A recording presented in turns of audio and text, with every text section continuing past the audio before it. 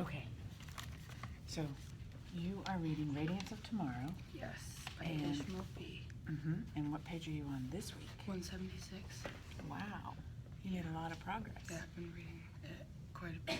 So tell me about the book. Okay, so basically, like when I picked it up, I thought it was another war story about like children, but it actually turned out to be like in the beginning of the story, it was talking about a lady,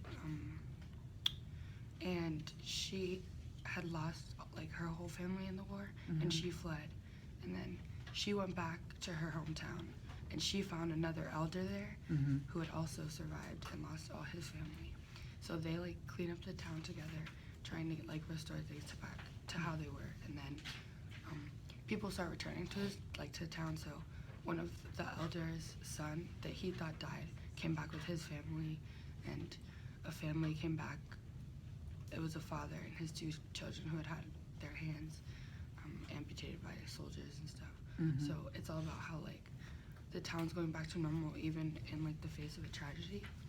And also like where I'm at right now, they're still facing a lot of tragedy. Now it's not as much war related, but one of the children got ran over by a car.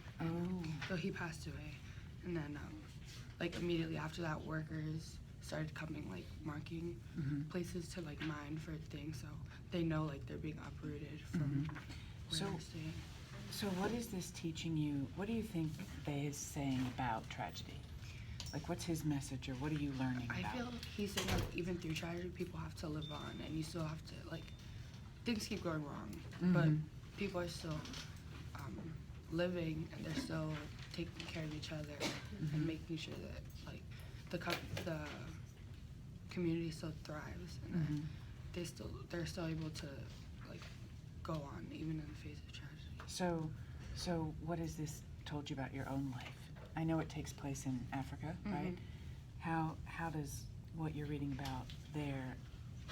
Sometimes like little tragedies, like even me, it makes us think like it's the end of the world, you know, it's catastrophic, but here are people like who had their whole family taken away from them, and they still find happiness in things, and so we have to find like ways to, even when maybe a little tragedy happens, like you can't let it take away all your happiness.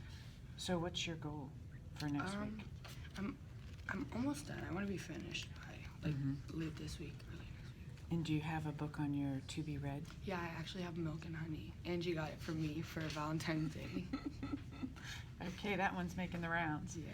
So that'll be a departure, because that'll be a poetic, poetry collection. Okay, that sounds good. Thank you. Thank you.